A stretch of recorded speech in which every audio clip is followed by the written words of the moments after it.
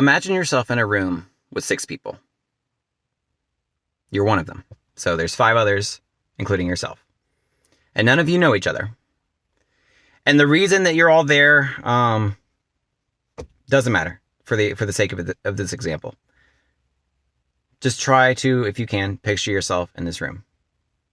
You're all sitting in there waiting for something, maybe wondering why you're all there. And then suddenly 4 of the other people in the room with you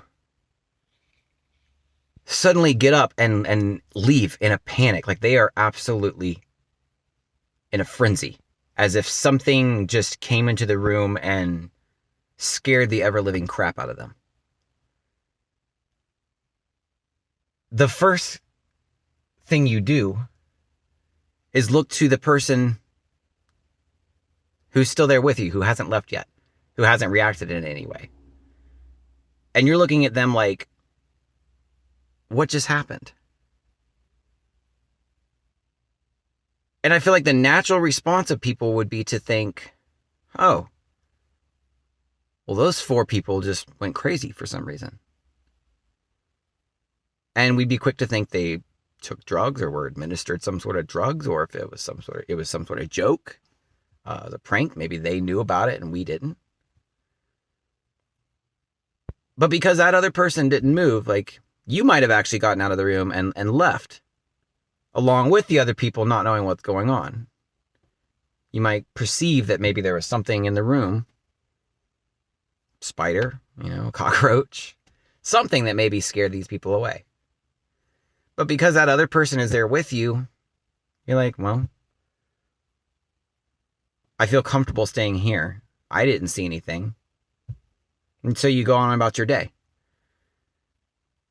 And I think that's, forgive me if I didn't explain that in the most, in the tightest way, but that's basically where we are now.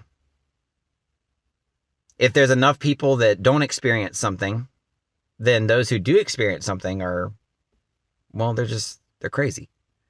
There must be something wrong with them because I don't see what you're seeing. And I think that's what's changing right now. I think that's what's shifting in our world is we're starting to see different perspectives and understand that what one person experiences might not be what another person experiences. And some of us can have very unique experiences that not all of us can. And what I feel like, and what I at least hope is happening, is that we're starting to recognize that. And there's starting to be a shift in the collective conscious.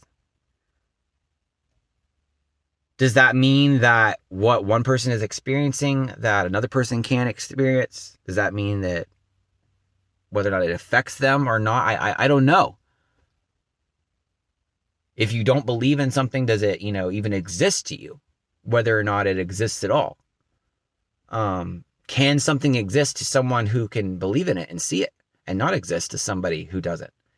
These are all questions we're asking ourselves right now. And it's hard because the last 100 years, or probably more than that, especially in the last couple of decades, we've been very fixated on the idea of mental illness, that people who can't function like the status quo, normal people, average Joes, whatever you want to call it, that there's something wrong with them and they need to be removed from society. And I think that's changing.